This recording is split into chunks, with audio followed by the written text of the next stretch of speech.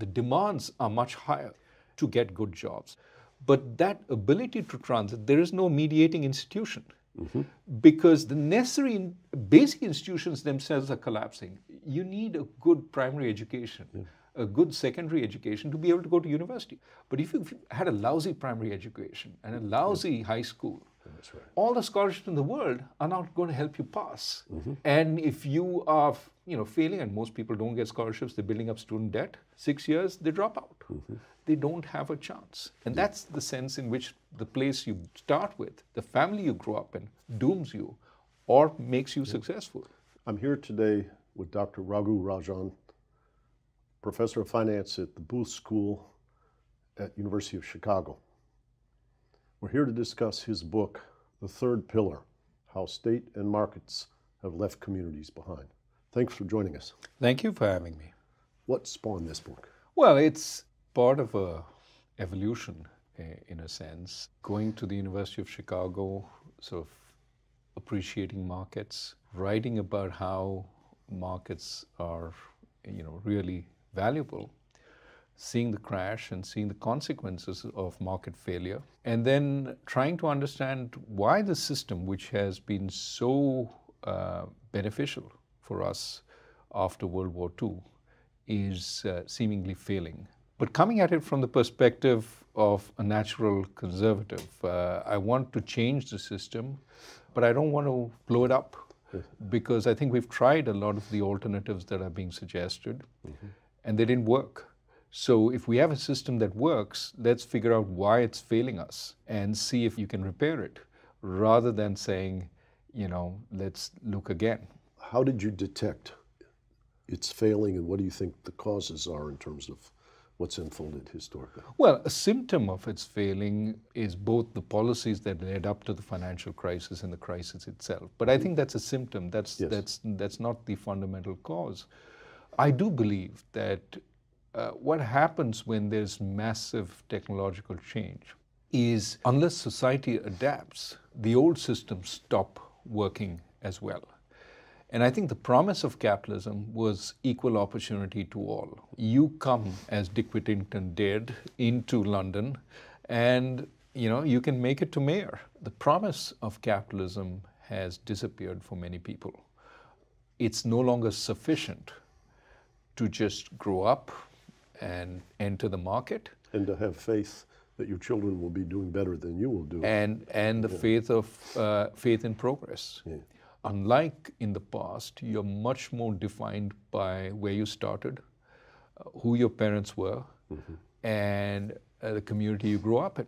And that unequal promise is what I think we need to fix if we're going to get mass support for capitalism again. Fixing it, in a sense, will also strengthen our democracy. I think our democracy has been raising concerns about the system. That's what democracies are supposed to do, early warning systems. Unlike other systems which sort of don't give you those warnings and suddenly explode. So you're at war. Exactly. Yeah. So I think we are getting those warnings and we should pay heed. As in all democracies, we get solutions from the right, solutions from the left, etc., etc. We get revolutionary solutions. We get solutions which are self-serving. And I think we need to pick and choose. But in a sense, the motivation for the book was, here are the problems. And here's one set of solutions. I want to be constructive. For some people, these solutions are too easy on the current system. I believe they actually tackle the problems. But, by all means, if you agree with the problems, and most people do agree with the way I frame it, give me your solution and let's see if it works.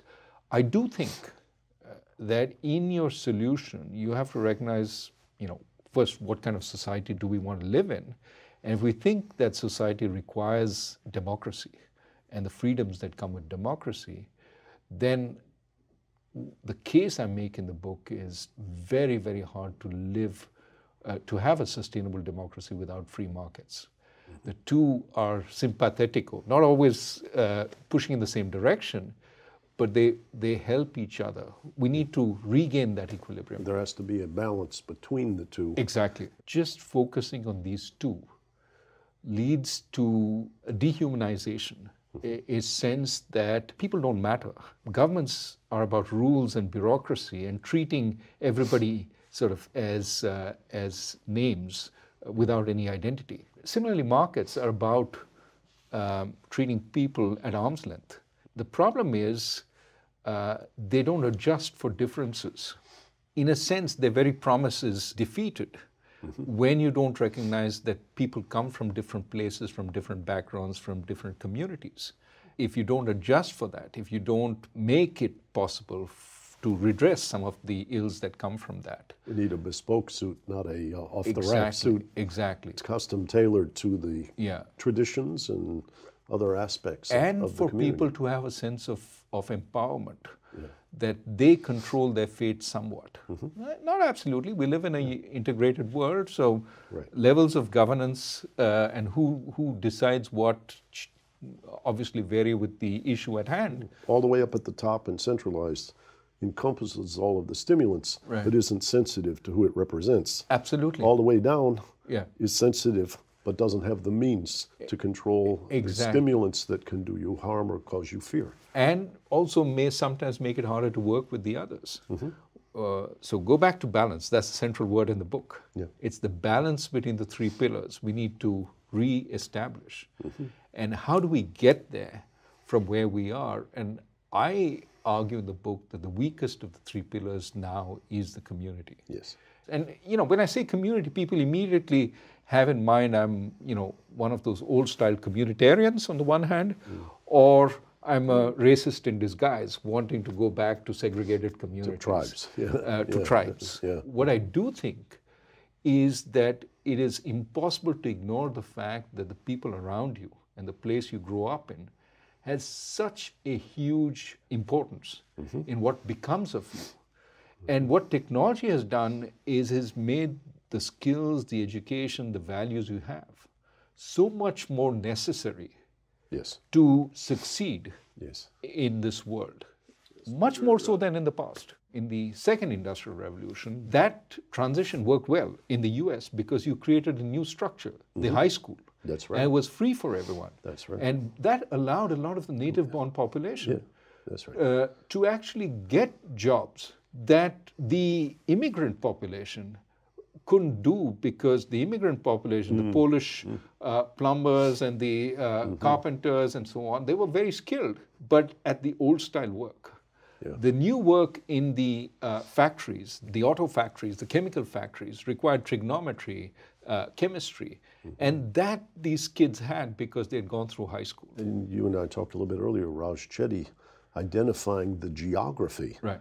And then from the geography, we can study the institutional structures that foster community and build the rungs in that ladder upward. How do you make it easier for people to grow up with an equal chance? We can't change parents, but you can do what you can in reviving declining communities and in making it easier for people to move between communities. The easy answer is have everybody shift to the best communities.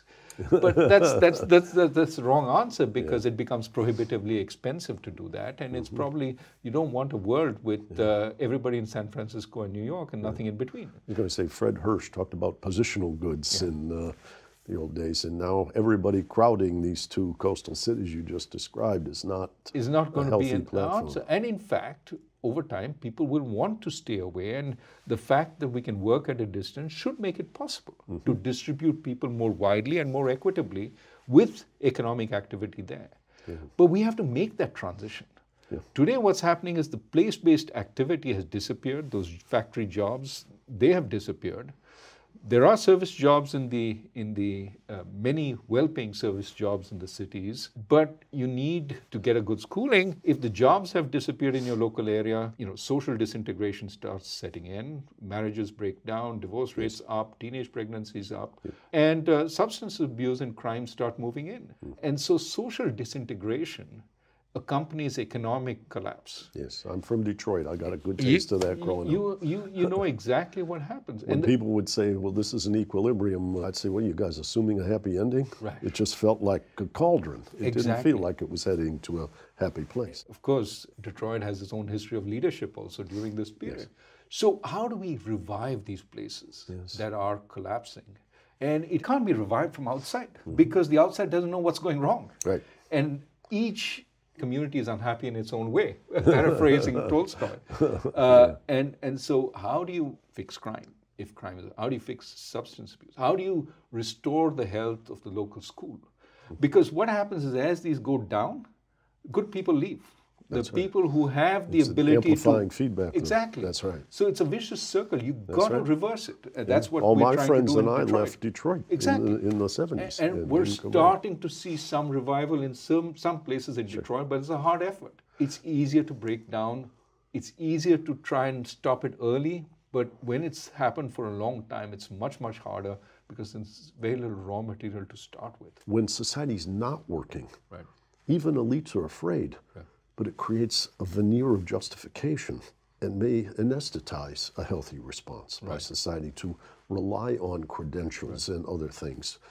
Education for a public servant is supposed to be used to make you better at representing people and furthering society's well-being, not insulating yourself by saying, I earned this, I deserve this, and anesthetizing that sensitivity. Absolutely. Though we're seeing some response from the very rich, seeing that more questions are being asked about whether that level of wealth without giving back is justified. So the giving pledge that Bill Gates says is an attempt to say, you know, maybe we should find a way to give back to society also, over and above what else we do. We have to recognize that markets work very well in allocating resources.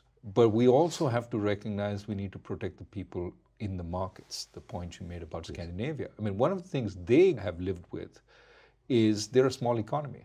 They're exposed to wide fluctuations in trade and in technology.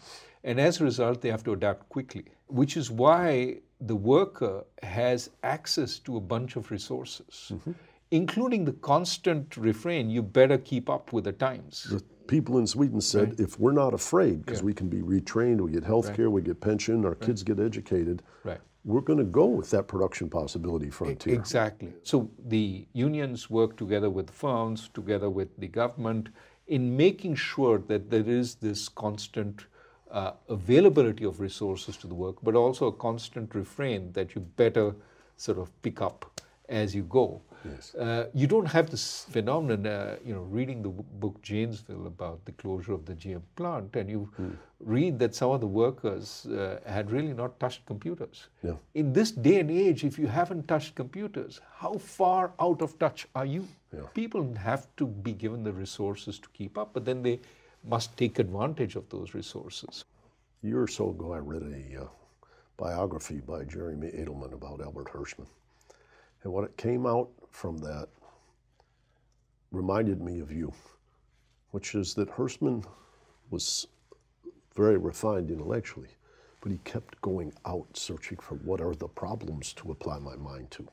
And the regenerative sensitivity that this book is an example of your exploring. Your time at the Reserve Bank of India was probably a tremendous learning experience. But I'm watching you and I'm thinking of my young scholars as an example. You're talking today, there's elements of psychology, sociology, history, politics, economics, and you're looking for a magnetic field that draws us in a positive direction. Thank you. So, thanks for joining us. Thank you.